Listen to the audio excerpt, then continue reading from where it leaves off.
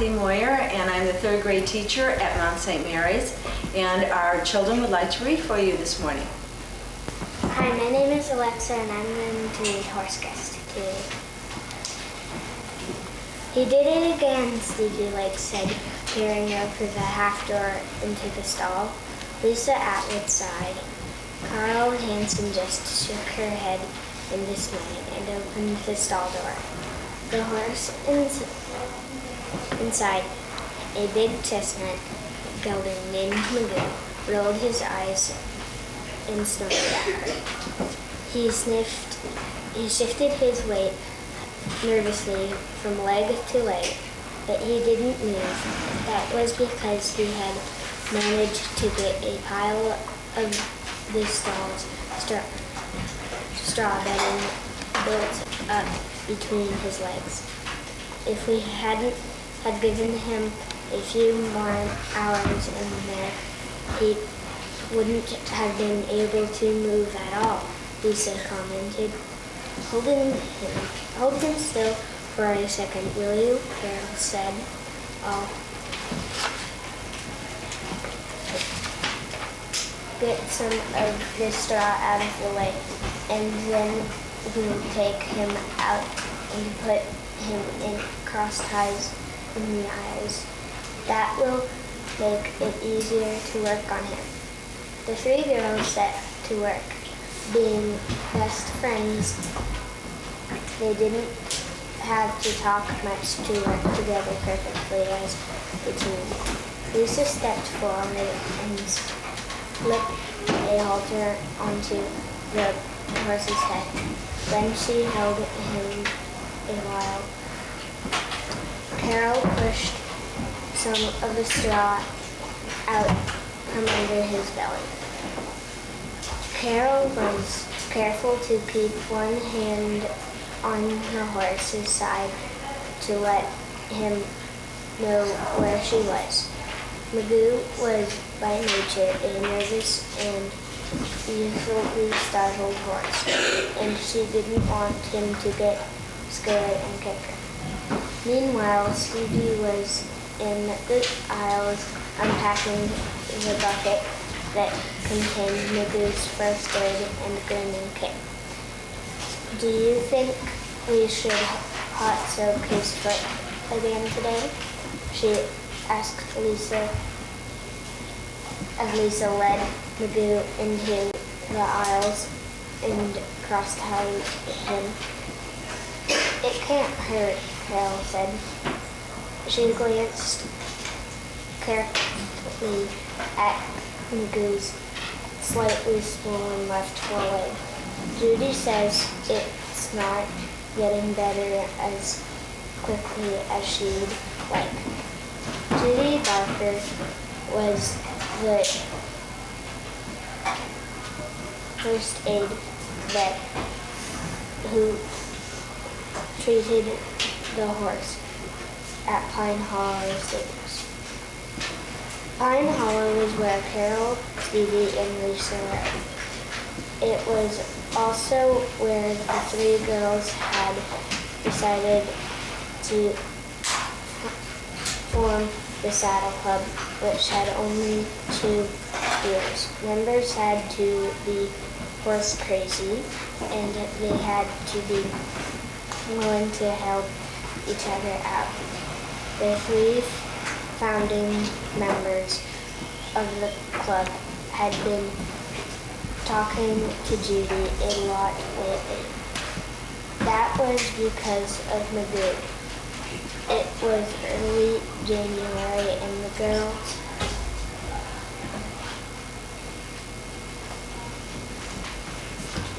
Thank you for listening to me read. If you want to know how the story ends, you may check it out at your local library.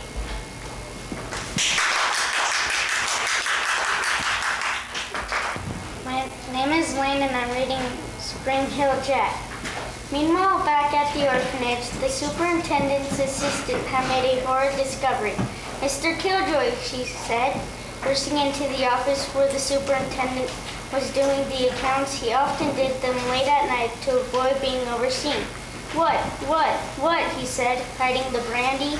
She told him, item, Rose Summers, item, Lily Summers, item, Ned Summers.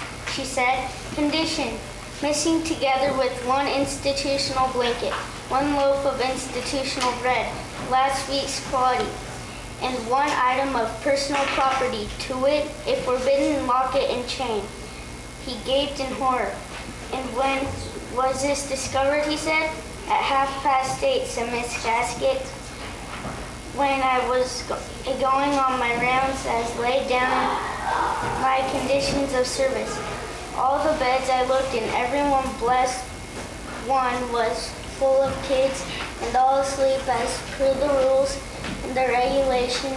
Post your hands by sides and eyes shut. All but 3, that is. And there was a window open. Do my ears deceive me? Said Mr. Killjoy. We'll have to get 'em back at once. Ooh, they'll be punished when I guess. All of 'em. Think of Clause 44, Miss Gaskett. Think of that and shiver, she said. It extracts from the rules and regulations. Clause 44. The wages of the guardian shall be paid only while the inmates number the maximum possible and shall be discontinued if the number falls below that and shall not be paid until the... Karen McCurdy, would you call the office, please? Karen McCurdy, call the office, please. Keep going. is made up. Oh, stern words. Oh, I can't bear it. There. If it'll make you feel better, I'll have a glass of brandy. Mr. Killjoy's mighty brain was starting to hum. We'll go straight to my friend's Sergeant Pincher at the Hangman's Wharf Police Station, he said. We'll have all the minions in the law combing London for the parishes. Besides, the locket of theirs, just suppose that in this struggle to get hold of them, it should come undone by this assistant and find its way in here. Oh, Mr. Killjoy, what an artful notion. Mr. Killjoy locked the accounts away just in case anyone should come across.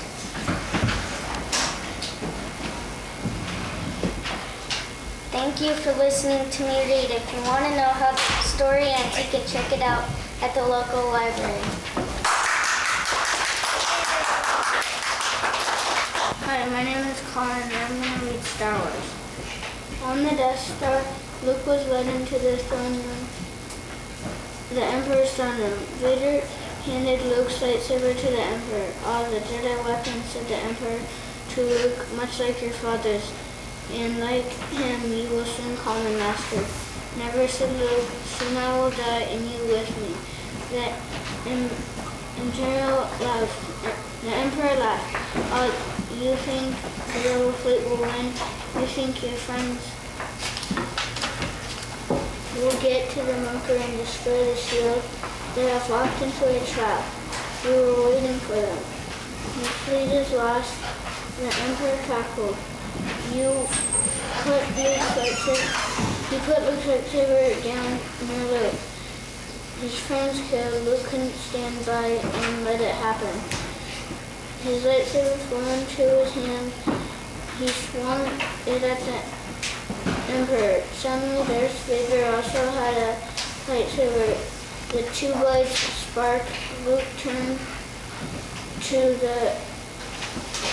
fight his father. The Imperial troops had Luke and led out of the bunker. Now the clearing around the bunker was cleared. There were Imperial troops and Imperial walkers everywhere. It looked as if the rebels were finished. But up in a tree, an Ewok scout was watching. He raised a hand to his lips. The Ewoks were not going to let their new friends die, not without a fight.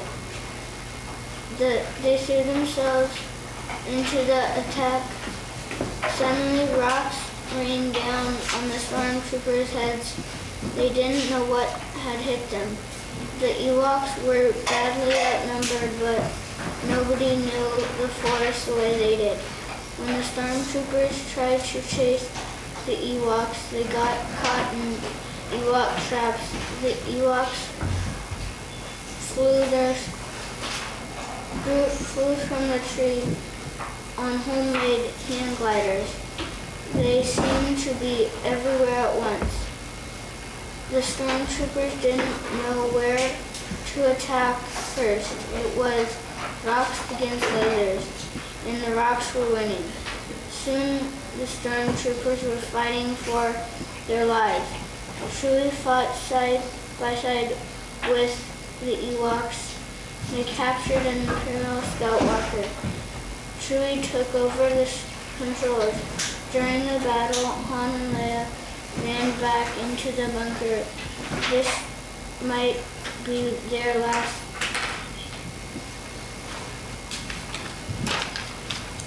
chance to get to the shield. Suddenly Leia heard a voice, "Hold it. One move and you're both dead." Han and Leia froze. 5 stormtroopers had them covered. Han and Leia looked at each other. They knew that this was the end for them, but they would go down fighting.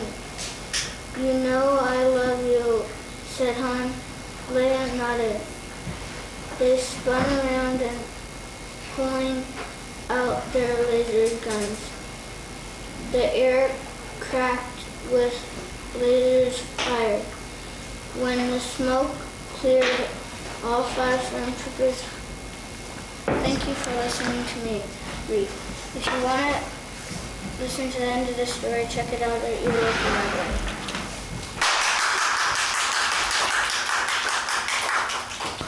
Hi, my name is Anna, and I'm going to read to you In Which Pooh Builds a House on Pooh Corner. Chapter 2. Tigger comes to the forest and has breakfast. Winnie the Pooh woke up suddenly and got up in the middle of the night and listened. Then he got out of bed and lit his candle and stumped across the room to see if anybody was trying to get into his honey. And there weren't. So he stumped back, blew out his candle, and got into his bed. Then he heard the noise again. "Is that you, Piglet?" he said. But it wasn't. "Come in, Christopher Robin," he said.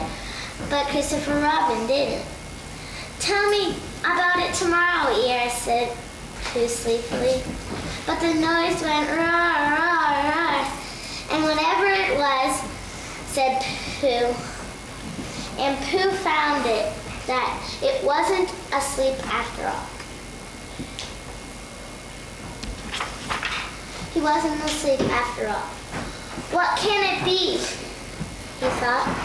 "There are lots of noises in the forest, but this is a different one.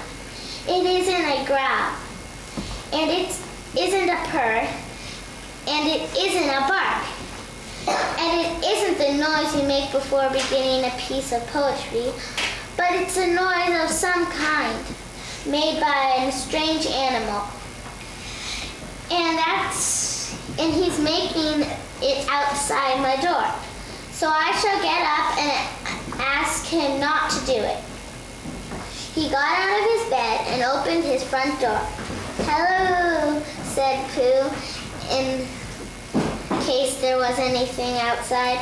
"Hello," said whatever it was. "Oh," said Pooh. "Hello. Hello. Oh, there you are," said Pooh. "Hello.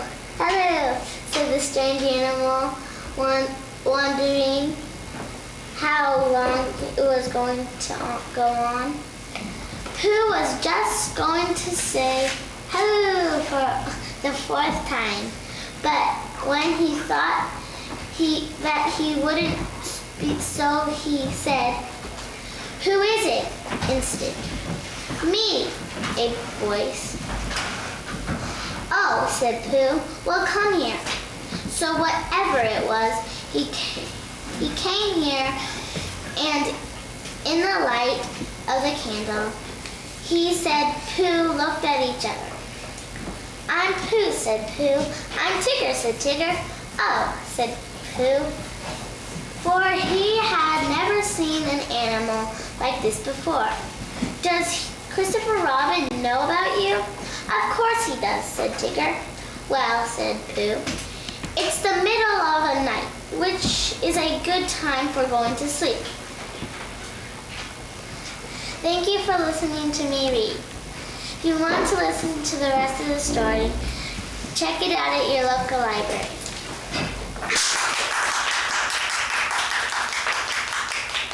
Hi, my name is Molly, and I'm going to read The Quest for the One Big Thing. In late summer, Princess Dot was waiting early for the circus. Bugs to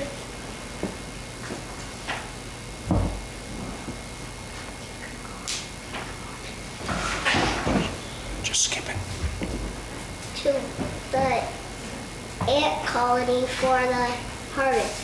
Each day she worked up early and ran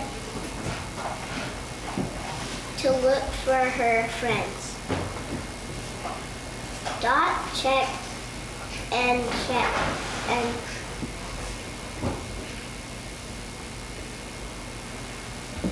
realized that the 12 days of the harvest began the next day.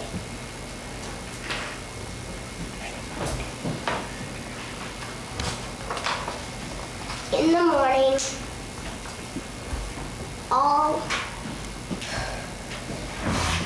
although she was not sure how much harvesting one ant could do, Princess Dot set out alone.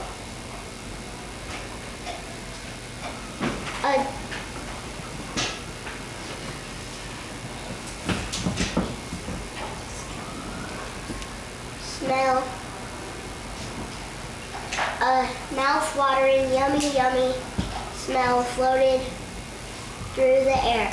Dot climbed up on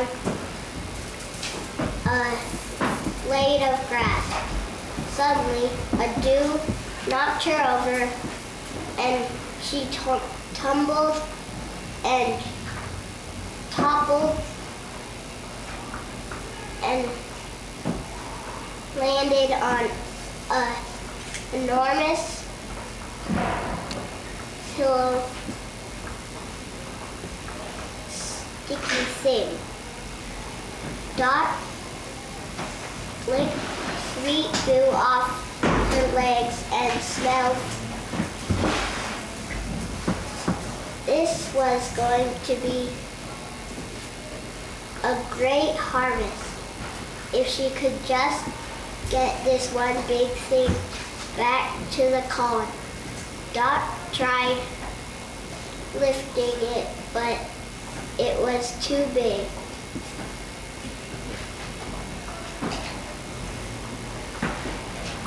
To begin the harvest, she gathered 12 grains of pollen from a nearby flower and hurried home. The next day, Dot told her sister Queen about the one big sticky thing and how it must have her royal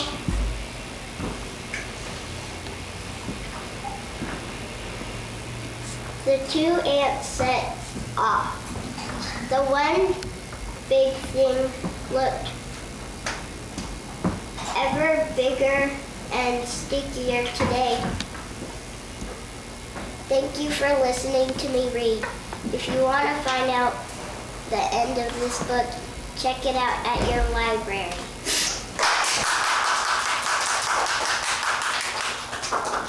Hi, I'm Matthew, and I'm going to read Calvin and Hobbes.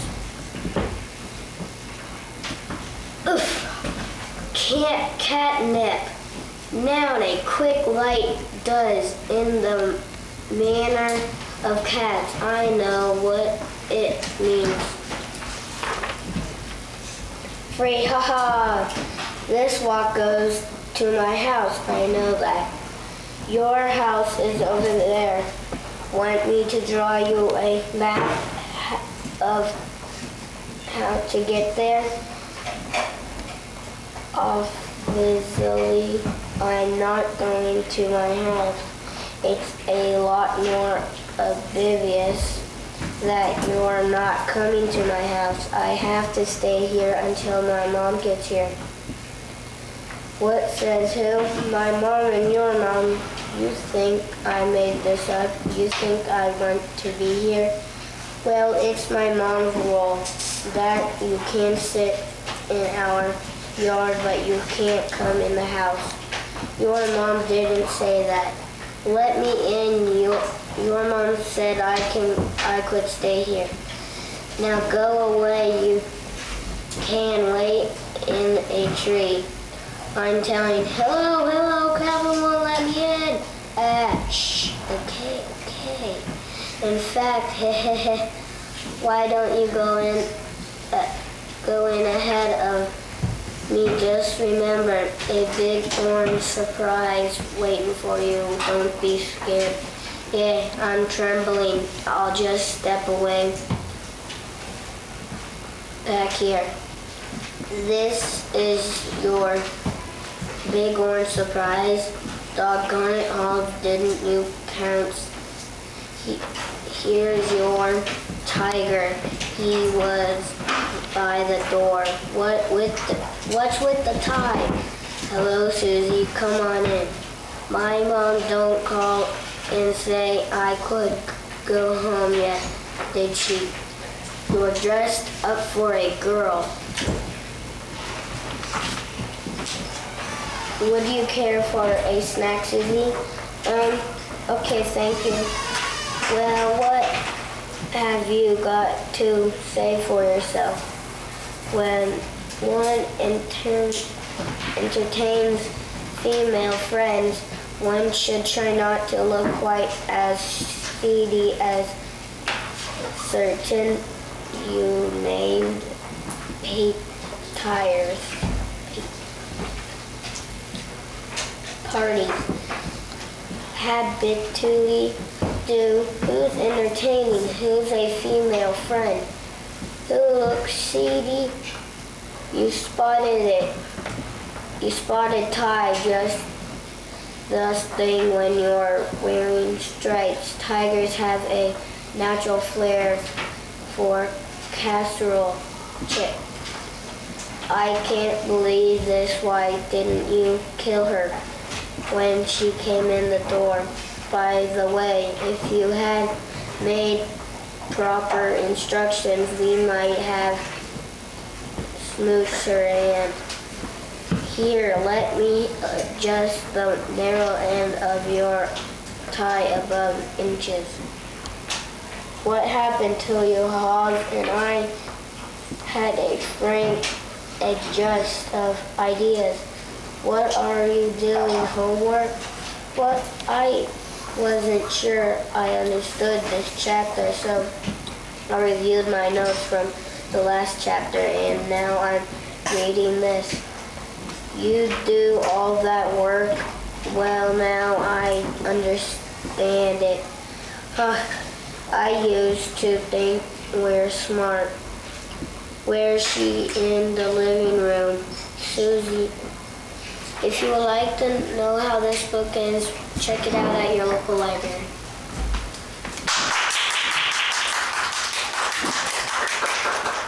Hi, my name is Jamie and I'm reading a story named Never Ride Your Outfit to School. Never ride your outfit to school. If you do, you will have to head to the bicycle rip. After he gets loose, he will ride bicycles, which is hard on the bicycle. When he runs out of the bicycles, he will get lonely and try to find you. He will quickly lonely while looking for you. This could some of the children, not to teachers.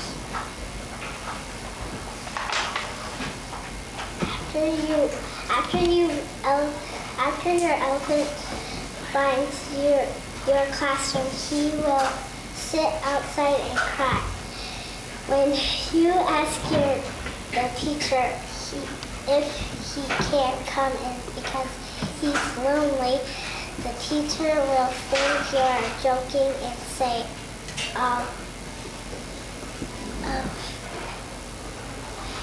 to your teacher, you will need to have the elephant squirt her with water. Elephants can squirt and a lot of water.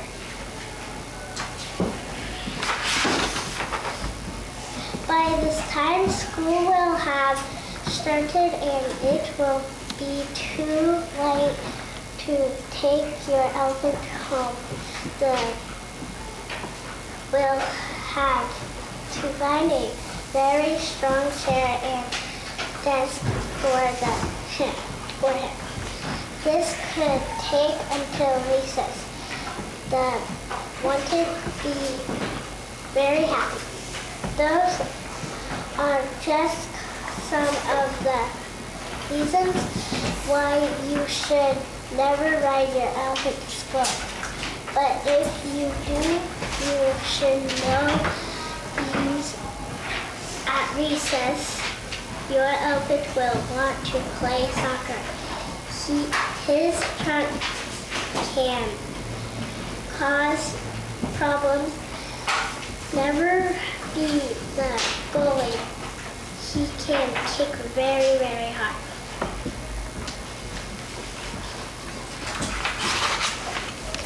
Elephants are good at math and love to give answers while waiting to use.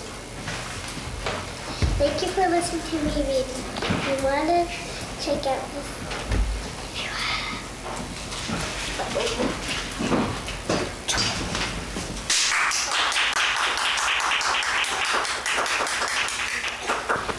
Hi, my name is Declan, and I'm going to be reading The Golden Touch. Once upon a time, there lived a very wealthy king named Midas. King Midas was fonder of gold than of anything else in the world. If he loved anything better, it was his daughter, Marigold. But the more he adored his daughter, the more he wanted to save for all the riches he could. As days passed, Midas got to be so greedy that he could hardly stand to see or touch anything that was not gold. He spent almost every day in a dark room in the basement of his palace where he kept his riches. After carefully locking the door, he would gather gold coins and bring them into the one bright and narrow sunbeam that fell from the window. The only reason he loved the sunbeam was that his treasures wouldn't shine except for its aid.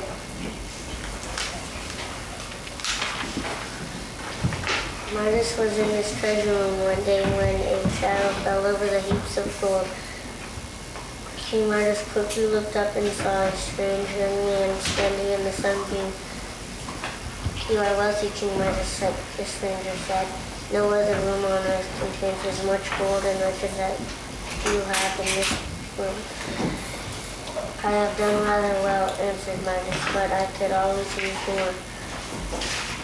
"If you're not satisfied, what would satisfy you?" asked the stranger. Midas thought about it for a moment. "I wish that everything I touched would change to gold," King Midas exclaimed. "The golden touch," the stranger said. "That's a grand idea. But are you absolutely sure that this will satisfy you?" "How could it fail?" said Midas. "As you wish." then you'll find this treasure. Tomorrow at sunrise, you will find yourself gifted with the golden touch. The next morning, when the earliest sunbeam shone through the window into the bedspread of King Midas, looked closely and found that his bedspread had been changed into a fine gold cloth. The golden touch had come. King Midas leaped out of bed and ran about the room, touching everything. He quickly put on his clothes and was delighted to see himself in a fancy robe of gold cloth. He went downstairs, lifted the door latch. Pressed only a moment ago, the golden when he touched it, and went into his favorite rose garden. How he adored the delicate roses, but Midas knew a way to make the roses far more valuable than they had ever been before. He went from bush to bush and touched each flower and changed it to gold, rather pleased with his. Thank you for listening to me read. If you want to see how this story ends, check it out at your local library.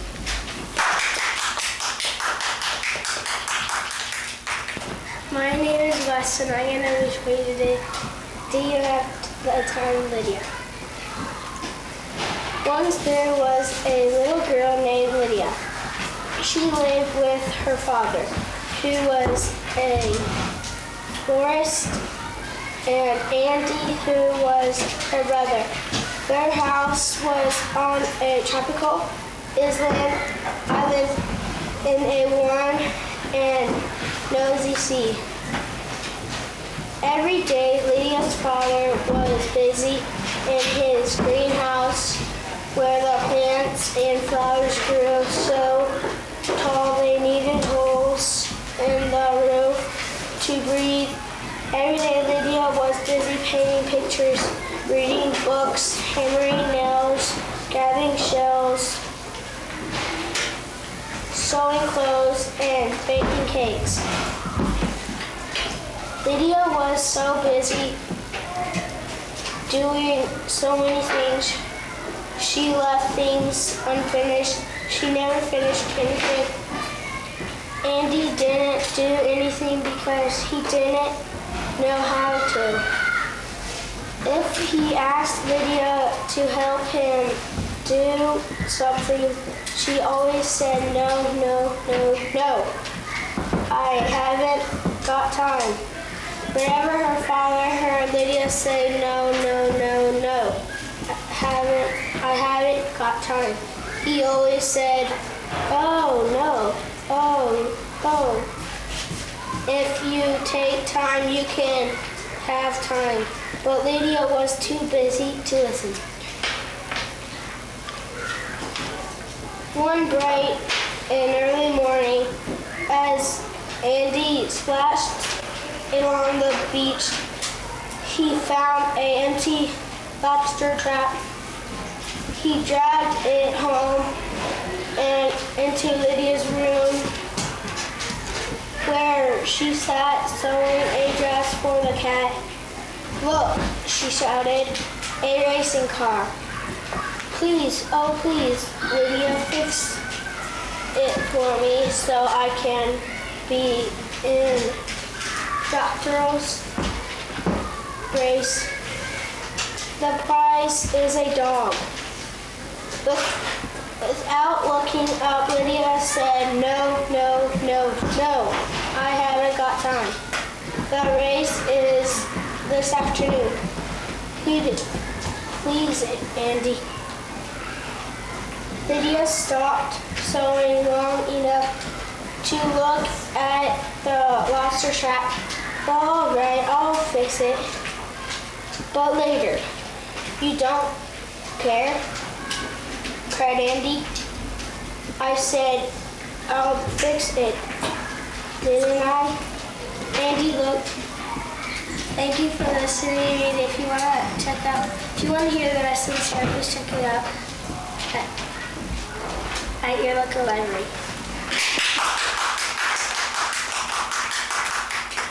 Hi, my name is Rex, and I'm going to read Animorphs the Capture. Run, run from the light. Imagine being in one of those race cars at the Indianapolis 500. Now imagine that instead of sitting in one, you're strapped down, face down, underneath one. Your nose is about 1/10 of an inch from the road, and you're going 180 miles an hour. That's what it felt like when I ran. My roach legs powered like something from a Roadrunner cartoon. I blew out from under the folds of my own clothing. I blew across that carpet. I was rocket propelled. Someone had put the light on in my room, and when the light came on, my roach brain stopped being calm and relaxed. Zoom, 3 miles an hour. That's very fast when you're only an inch long. Vibration, vibration, vibration. Heavy steps straddled the floor. They vibrated up through my legs. My tiny roach brain knew what they meant. Something very, very big was walking around, chasing me. Run! Zoom, across the carpet. Suddenly, a wall.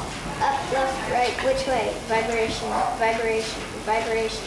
Wait, a crack. There wasn't much of a crack, just enough space to slip a quarter through. No way I could fit. Or could I? My underside scraped the floor. My hard brown wing covered scraped the bottom of the baseboard, but I barely had to slow down.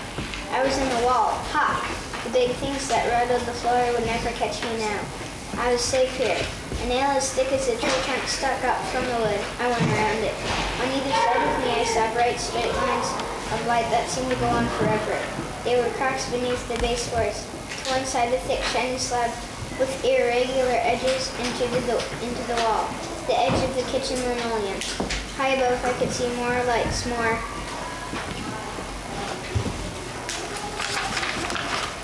circular and dimmer. These were the holes where pipes under the wall. Ah! Something moving close by. Oh, gross, a cockroach. Get a grip, Jake, I told myself. You're a cockroach too, but still, you just don't want to be face to face with a roach as big as you are. I mean, he was right at eye level.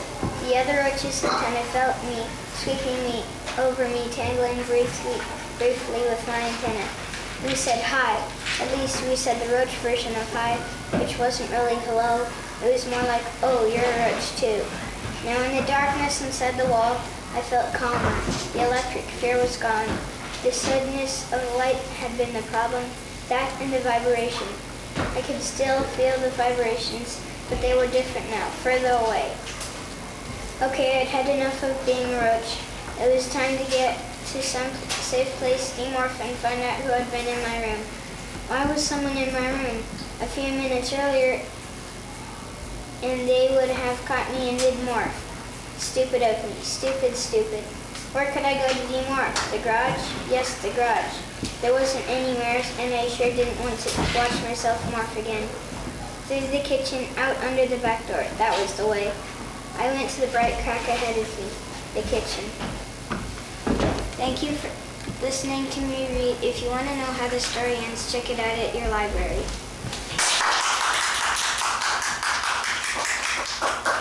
My name is John Stevens, and I'm going to read The Big Orange Spot. Mr. Plumbean lived on a street where all the houses were the same. He liked it that way. So did everybody else on Mr. Plumbean's street. This is a neat street, they would say. Then one day, a seagull flew over Mr. Plumbean's house. He was carrying a can of bright orange paint. No one knows why.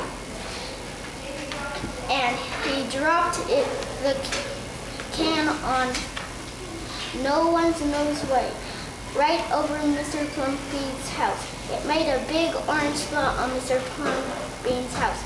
Oh, too bad. Everybody said Mr. Plumbean will have to paint his house again. I suppose I will, said Mr. Plumbean, but he didn't paint his house right away. He looked the big orange spot for a long time. Then he went out his business. The neighbors got tired of seeing the big orange spot. Someone said, "Mr. Plumbean, we wish you would get around to painting your house." "Okay," said Mr. Plumbean. First, he got some blue paint and some white paint. Then, that night, he got busy. He painted at night because it was cooler. When the paint was gone, the roof was blue, the walls were white, and the big orange spot was still there. Then he got some more paint. He got red paint, yellow paint, green paint, and purple paint. In the morning, the other people on the street came out of their houses. Their houses were all the same, but Mr. Plumbean's house was like a rainbow. It was like a tropical island. It was like an explosion. There was the big orange spot, and there was the little orange spot. There were purple stripes. There were pictures of elephants and lions and pretty girls and steam shovels. The people said, "Plumbean has popped his cork, flipped his wig, blown his stack, and dropped his stopper." They went away muttering that day Mr. Plumbean bought carpenter's tools. Thank you for listening to me read. If you want to know how the story ends, check it out at your local library.